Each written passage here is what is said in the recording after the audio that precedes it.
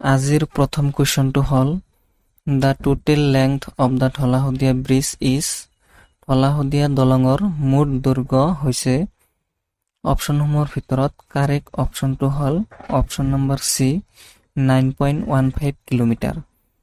ধলাশদিয়া দলঙৰ মুঠ দৈৰ্ঘ্য হ'ল 9.15 কিলোমিটাৰ। নেক্সট কুৱেশ্যনটো হ'ল who is known as the father of Assamese prose literature? কোন অসমীয়া গদ্য সাহিত্যৰ পিতৃ হিচাপে পৰিচিত? অপশ্যনসমূহৰ ভিতৰত কাৰেক্ট অপশ্যনটো হ'ল অপশ্যন নম্বৰ এ ভট্টদেৱ। ভট্টদেৱ অসমীয়া গদ্য সাহিত্যৰ পিতৃ হিচাপে পৰিচিত। নেক্সট কুৱেশ্যনটো হ'ল which day will be observed as rhino day in Assam? কোনটো দিন অসমত গড় দিৱস হিচাপে পালন কৰা হয়?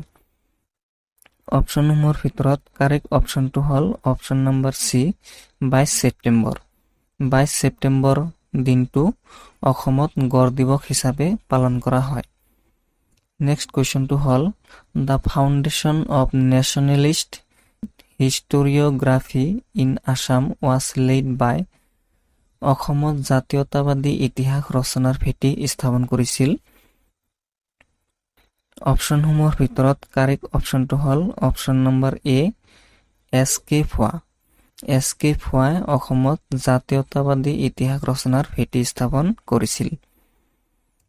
নেক্সট কুৱেশ্যনটো হ'ল in which district the Shri Surya Pahar is located? কোনখন জিলাত শ্ৰী সূৰ্য পাহাৰ অৱস্থিত? অপশ্যনসমূহৰ ভিতৰত কাৰেক্ট অপশ্যনটো হ'ল option number B Goalpara. Goalpara জিলাত শ্ৰী সূৰ্য পাহাৰ অৱস্থিত।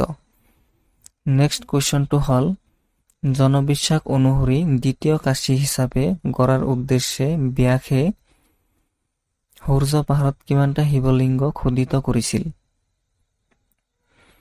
অপশ্যনসমূহৰ ভিতৰত কাৰেক্ট অপশ্যনটো হ'ল অপশ্যন নম্বৰ ডি 99,999টা।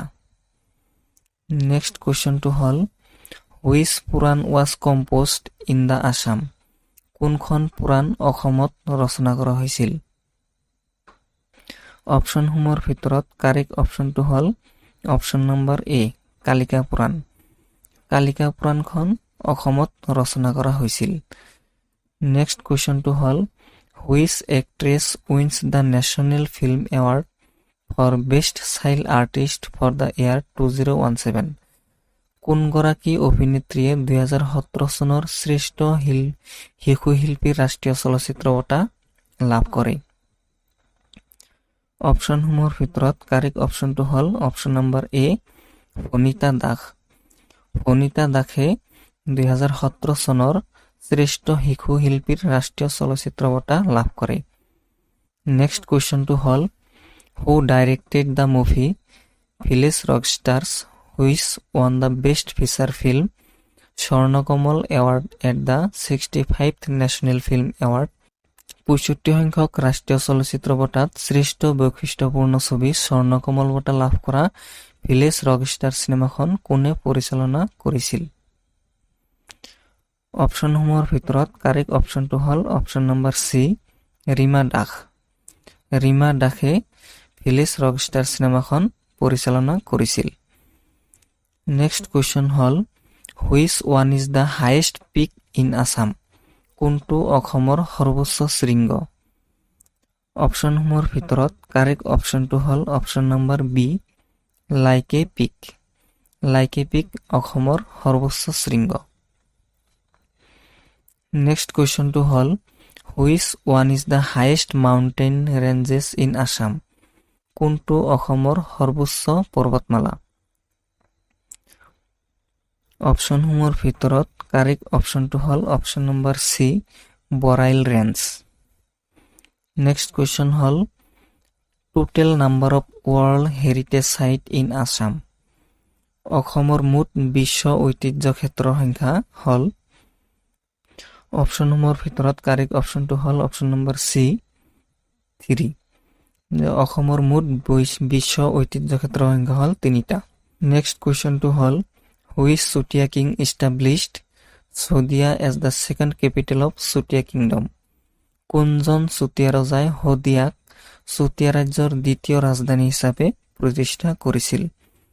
অপশ্যনসমূহৰ ভিতৰত কাৰেক্ট অপশ্যনটো হ'ল অপশ্যন নম্বৰ ডি, ৰত্নধ্বজ পাল। ৰত্নধ্বজ পাল ৰজাই শদিয়াক চুতীয়া ৰাজ্যৰ দ্বিতীয় ৰাজধানী হিচাপে প্ৰতিষ্ঠা কৰিছিল। নেক্সট কুৱেশ্যনটো হ'ল in which district of Assam the majority settlements of Assamese Sikhs are found? অসমৰ কোনখন জিলাত অসমীয়া শিখৰ সংখ্যাগৰিষ্ঠ বসতি পোৱা যায়? অপশ্যনসমূহৰ ভিতৰত কাৰেক্ট অপশ্যন হ'ল option number B, Nagaon. Nagaon জিলাত অসমীয়া শিখৰ সংখ্যাগৰিষ্ঠ বসতি পোৱা যায়। নেক্সট কুৱেশ্যনটো হ'ল Sati Sadhini was a queen of which dynasty? Sati Sadhini কোন বংশৰ ৰাণী আছিল?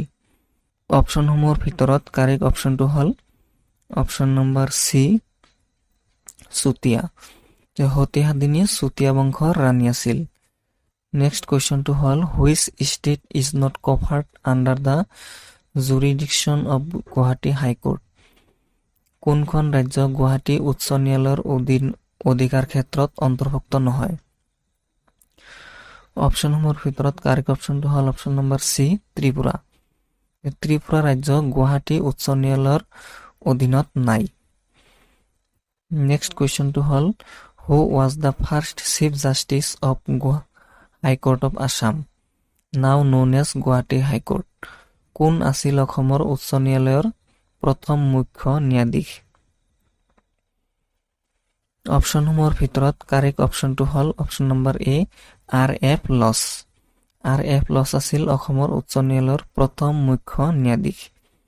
নেক্সট কুৱেশ্যনটো হ'ল who was the first Assamese chief justice of Guwahati high court? কোন আছিল গুৱাহাটী উচ্চ ন্যায়ালয়ৰ প্ৰথম অসমীয়া মুখ্য ন্যায়াধীশ? গুৱাহাটী উচ্চ ন্যায়ালয়ৰ প্ৰথম অসমীয়া মুখ্য ন্যায়াধীশ কোন আছিল? অপশ্যনসমূহৰ ভিতৰত কাৰেক্ট অপশ্যনটো হ'ল অপশ্যন নম্বৰ চি, হলিৰাম ডেকা। হলিৰাম ডেকা আছিল গুৱাহাটী উচ্চ ন্যায়ালয়ৰ প্ৰথম অসমীয়া মুখ্য ন্যায়াধীশ। নেক্সট কুৱেশ্যনটো হ'ল the Assam medical college was formerly known as? অসম চিকিৎসা মহাবিদ্যালয়খন পূৰ্বতে কি নামেৰে জনাজাত আছিল? অপশ্যনসমূহৰ ভিতৰত কাৰেক্ট অপশ্যন হ'ল option number A, Berry White medical college. অসম চিকিৎসা মহাবিদ্যালয়খন পূৰ্বতে বেৰী হোৱাইট মেডিকেল স্কুল নামেৰে জনাজাত আছিল। নেক্সট কুৱেশ্যনটো হ'ল দ্য ফাৰ্ষ্ট ইফাৰ লোক আদালত at the Guwahati high court was held in the year? কোনটো বছৰত গুৱাহাটী উচ্চ ন্যায়ালয়ৰ প্ৰথমবাৰৰ বাবে লোক আদালত অনুষ্ঠিত হয়? অপশ্যনসমূহৰ ভিতৰত কাৰেক্ট অপশ্যনটো হ'ল অপশ্যন নম্বৰ বি, 1988। 1988 চনত গুৱাহাটী উচ্চ ন্যায়ালয়ত প্ৰথমবাৰৰ বাবে লোক আদালত অনুষ্ঠিত হয়। নেক্সট কুৱেশ্যনটো হ'ল the Tezpur mental hospital was established in the year? Tezpur মানসিক চিকিৎসালয়খন কোন বৰ্ষত প্ৰতিষ্ঠা কৰা হৈছিল? অপশ্যনসমূহৰ ভিতৰত কাৰেক্ট অপশ্যনটো হ'ল অপশ্যন নম্বৰ বি, 1876 চনত। 1876 চনত তেজপুৰ মানসিক চিকিৎসালয়খন প্ৰতিষ্ঠা কৰা হৈছিল। নেক্সট কুৱেশ্যনটো হ'ল who is the first Assamese to climb mount Everest? Mount Everest আৰোহণ কৰা প্ৰথম অসমীয়া কোন আছিল? অপশ্যনসমূহৰ ভিতৰত কাৰেক্ট অপশ্যনটো হ'ল অপশ্যন নম্বৰ বি, তৰুণ শইকীয়া। মাউণ্ট এভাৰেষ্ট আৰোহণ কৰা প্ৰথম অসমীয়া হ'ল তৰুণ শইকীয়া। নেক্সট কুৱেশ্যনটো হ'ল Jorhat Gymkhana club which is the oldest golf course in Asia and the third oldest in the world was established in the year? এছিয়াৰ আটাইতকৈ পুৰণি গল্ফ খেলপথাৰ আৰু বিশ্বৰ ভিতৰতে তৃতীয় পুৰণি যোৰহাট জিমখানা ক্লাব কোন চনত প্ৰতিষ্ঠা কৰা হয়? অপশ্যনসমূহৰ ভিতৰত কাৰেক্ট অপশ্যনটো হ'ল অপশ্যন নম্বৰ চি, 1876। 1876 চনত প্ৰতিষ্ঠা কৰা হয়। নেক্সট কুৱেশ্যনটো হ'ল the first aeroplane on north eastern soil was landed in which city? উত্তৰ পূবৰ মাটিত প্ৰথমখন বিমান কোনখন চহৰত অৱতৰণ কৰা হৈছিল? অপশ্যনসমূহৰ ভিতৰত কাৰেক্ট অপশ্যনটো হ'ল অপশ্যন নম্বৰ বি, যোৰহাট। উত্তৰ পূবৰ মাটিত প্ৰথমখন বিমান যোৰহাট চহৰত অৱতৰণ কৰা হৈছিল। নেক্সট কুৱেশ্যনটো হ'ল which one is the largest man made tanks in Assam? কোনটো অসমৰ আটাইতকৈ ডাঙৰ মানৱসৃষ্ট টেংক? অপশ্যনসমূহৰ ভিতৰত কাৰেক্ট অপশ্যনটো হ'ল option number A, Joysagar. Joysagar অসমৰ আটাইতকৈ ডাঙৰ মানৱসৃষ্ট টেংক। নেক্সট কুৱেশ্যনটো হ'ল by area wise Assam is the ডেছ বিগেষ্ট ষ্টেট ইন ইণ্ডিয়া। এলেকা ভিত্তিক অসম ভাৰতৰ সৰ্ববৃহৎ ৰাজ্য। যে এলেকা ভিত্তিত অসমখন কিমানতম সৰ্ববৃহৎ ৰাজ্য? অপশ্যনসমূহৰ ভিতৰত কাৰেক্ট অপশ্যনটো হ'ল অপশ্যন নম্বৰ ডি, 17তম। নেক্সট কুৱেশ্যনটো হ'ল in the Allahabad pillar inscription central Assam is mentioned as. এলাহাবাদ স্তম্ভৰ শিলালিপিত মধ্য অসমৰ কথা উল্লেখ আছে। অপশ্যনসমূহৰ ভিতৰত কাৰেক্ট অপশ্যনটো হ'ল অপশ্যন নম্বৰ চি, দাবকা। এলাহাবাদ স্তৰৰ শিলালিপিত মধ্য অসমৰ কথা দাবাকাত উল্লেখ আছে। নেক্সট কুৱেশ্যনটো হ'ল Mir Jumla who occupied Ahom capital Gargaon was a governor under. আহোমৰ ৰাজধানী গড়গাঁও দখল কৰা মিৰ্জুমলা কাৰ অধীনত ৰাজ্যপাল আছিল? অপশ্যনসমূহৰ ভিতৰত কাৰেক্ট অপশ্যনটো হ'ল option number C, Aurangzeb.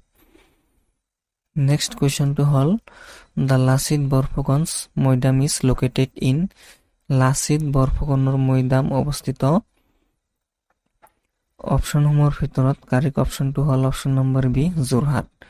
Lachit Borphukan মৈদাম যোৰহাটত অৱস্থিত।